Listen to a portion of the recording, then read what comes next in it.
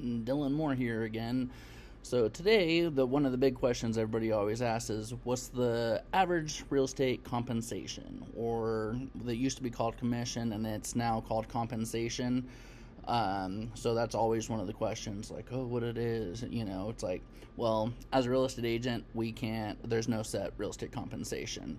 So basically, when you go to a real estate agent and say, hey, what's the standard commission and stuff like that, or, they're going to start, now it's compensation. So I've been dealing with this for so many years. It's like always been known as commission to us, but since the lawsuit and everything with NAR, basically they reworded everything in our listing contracts, everything on the buyer purchases agreements and everything like that.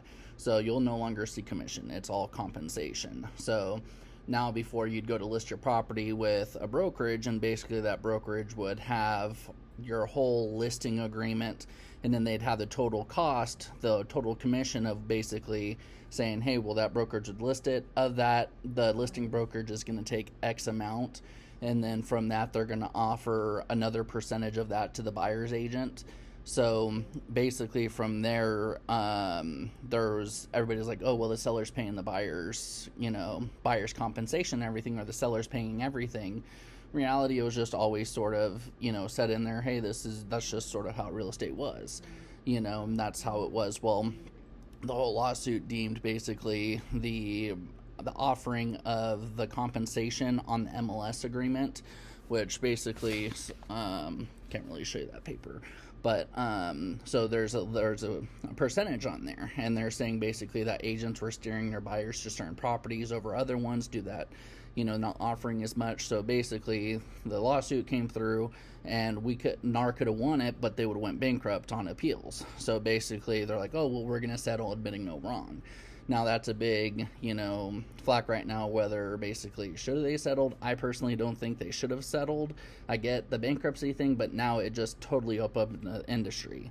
Before, we'd write up a purchase contract, and we weren't allowed to mention compensation on the contract because basically we weren't allowed to have our compensation affect the transaction. Now, every single deal that we're running into, basically, before we even show a property, now we have to have a buyer-broker agreement signed. And that's basically, people are getting weary of that, like, oh, why do I have to sign that? And there's two different kinds of buyer-broker agreements, and you want to be very careful when you're out looking around. When you go to new construction, they'll have you have a sign-in sheet and stuff like that. Once you sign into a new construction, basically, if you have your own agent, most of the times they're like, no, sorry, we found you first. So if you're working with an agent, make sure you go with your agent and you're taking them with you to the new construction, or at least, calling them and saying, hey, or telling the new construction, hey, I'm working with this agent. And then at that point, that way, they're not thinking, oh, you're a brand new buyer. But with the compensation, if a brokerage ever came in and said, oh yeah, this is the standard rate, that's not right. There's no such thing. It's always negotiable. There are discount agents, there are agents that will do it for less, but again, it comes down to expertise. A lot of agents, again, with the new laws now, since now they're not relying on MLS to be paid. That's why you're getting a lot of agents going out of areas of expertise. So like, we're in Yuma, Arizona, and we see a lot of agents out here listing out of Phoenix area, even other, further up, you got agents in Phoenix listing in Prescott, Flagstaff, so it's just like, for when we go to school and everything like that, we're fiduciary to our client. So when you list your property with us, we're supposed to represent you, and basically you're hiring us for our knowledge. People think, oh, we're overpaid, this and that, look at us car salesmen. At the end of the day, we have liability. So you're hiring on for basically the knowledge that we have to move your property, and not just move your property and sell it. It's to make sure you're not going to come back and get sued, make sure everything's disclosed, make sure everything's, all liens aren't handled, make sure you're not stuck with any extra fees at the end of it, or inspections, help you handle, the process and everything like that. Because if anything happens, a real estate agent has a lot of liability to them. That's part of the reason why we have licenses. Our licenses hold us to a higher standard, and we have to abide by that, or else, but a lot of people don't know that. They look at us like car salesmen because that's the way, a lot of agents act. But when you're looking at stuff like that, that's one of the main things, is just looking at, when you're hiring an agent, everybody always looks at, the compensation. Oh, well, this guy is cheaper, this guy over here. But at the end of the day, it's like, you can pay cheaper agent. At the end of the day, it could cost you a lot more money, whether it comes to repairs or, what expert to use, septic inspections. I mean, septic inspections can run from $550 up to $800. There's some companies out there that aren't as reputable. Same thing with termite companies. You could have a $2,200 treatment that really was only $450.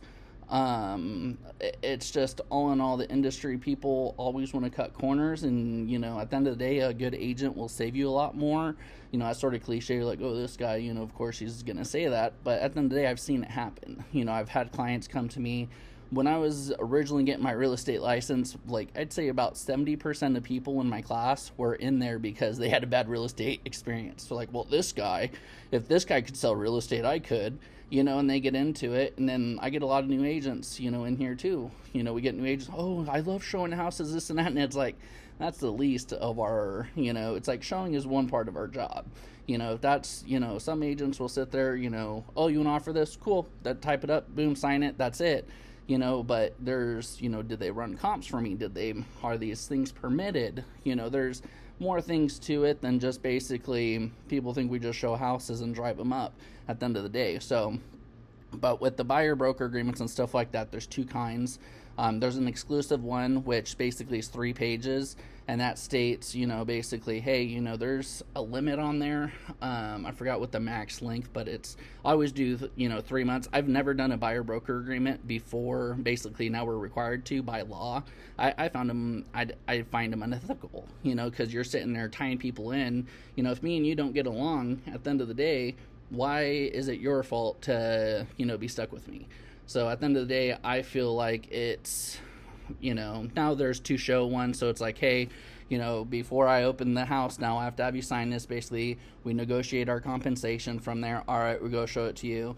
And then basically, if they, we didn't get along or whatever, they go to another place, write an offer, basically, then I'm out, but that's sales. It's my job as a real estate agent to push or educate, basically, and that client and stuff, and basically say, hey, if they're comfortable with me, whatever, hey, give me a call, I can help you out, any listing.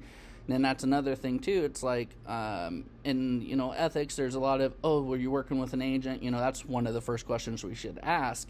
But a lot of times it's not answered, and that could get you in trouble too. Because if you sign a buyer broker agreement with one agent, you go call up another agent, and then they have you sign another one, you could be on the hook with double commission, paying that double compensation. So you're going to be very wary of what you're signing. And even once you get to your contract and stuff, like, read through the time frames, stuff like that. Make sure your agent's explaining things to you, going over, your time frames, your due diligence period, your inspections, what's the overall cost, what's my closing cost, lender. Make sure your agent's following up with your lender. A lot of agents don't even call the lender, don't follow up, hey, what's your closing cost? Some lenders, like, I got one transaction, it's like, oh, well, this guy needs, $12,000 closing cost. It's like, okay, can you make sure you get, well, we got to close of escrow, there's $2,000 left on the table.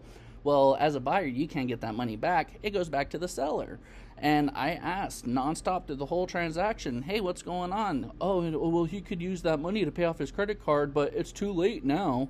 And it's just like, at the end of the day, the lenders don't care, some of them. There are lenders out there, we do work with lenders that absolutely do care, but when you start getting into these big, banks and stuff, sometimes you're just a number, so you want to make sure you have a good advocate on your side, and that's, where fiduciary comes in, fiduciary responsibilities. We have the same responsibilities as a lawyer does, and at the end of the day, but we can't charge for contract preparation, we can't charge for any of that stuff, so at the end of the day, a real estate agent, that's why, there's the percentage there, and it is, compared to a standard salary and stuff like that, people, it's a large part of money, but at the end of the day, it's a liability.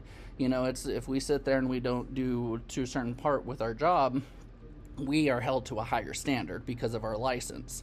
Now, and that's a huge thing nowadays, but with this new compensation and everything like that, you see on TV all the time, oh, we'll buy your house for cash, we'll do this and that. Just be very wary. I remember I went showing a house, and Pulled up, it was midsummertime, it was like 113, and the front door was open. I was like, that's not, that's not good. It's 113. I walk in there and look down the hallway in this double wide, and this guy's keeled over. He's drenched in sweat, and then his wife's in the living room.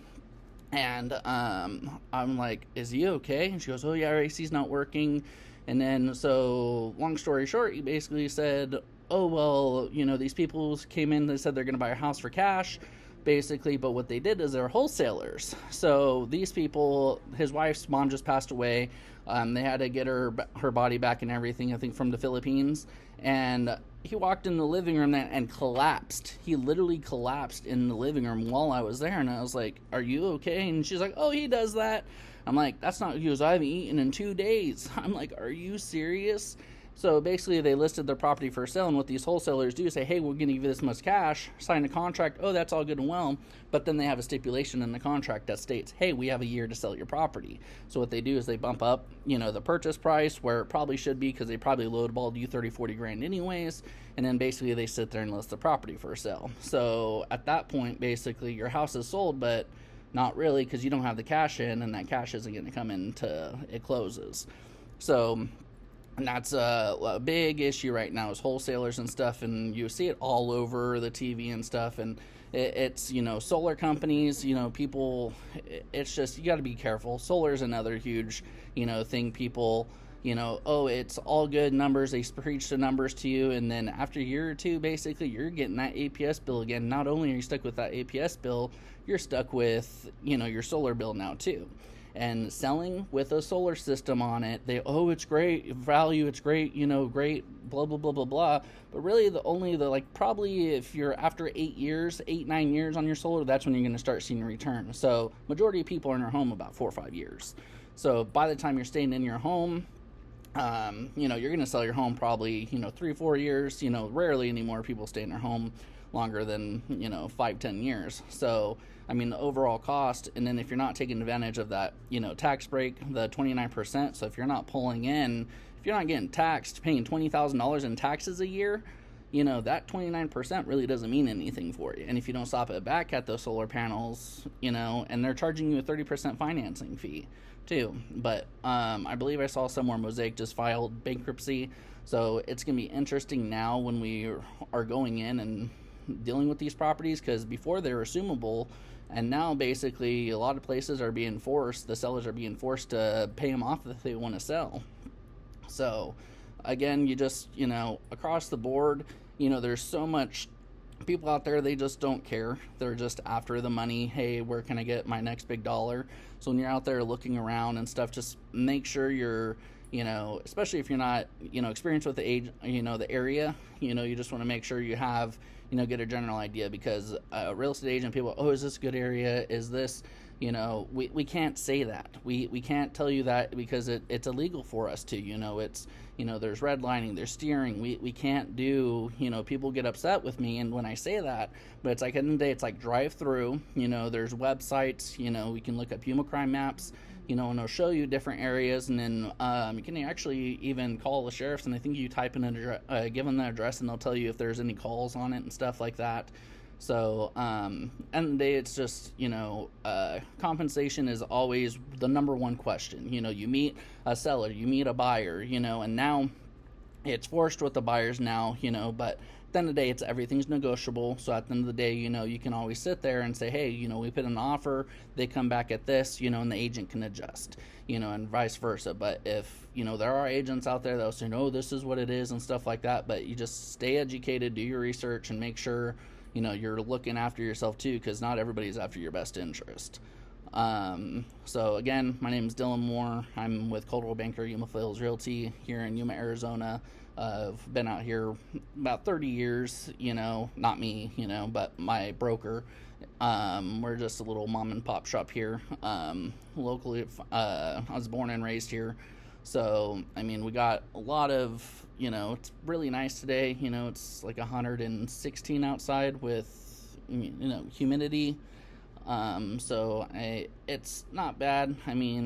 It just, the weather, it is, but you got a pool. We got a lot of swimming pools. The cost of our houses are a lot cheaper than the big cities 2.5 hours away from San Diego and 2.5 hours away from Phoenix. So get or we're like 4 hours away from Prescott. So I mean, it's really not bad. So, but yeah, just watch out for scammers. Watch out, if it sounds too good to be true, and read before you sign. Do not just randomly sign paperwork because that guy there was a cousin of your friend that, brother knocked up whoever, and your best friends. Make sure you verify, because they may not know that they not know what they know that they think you think they know. You know what I'm saying? So just read stuff through and make sure they're explaining things to you. Have a good one.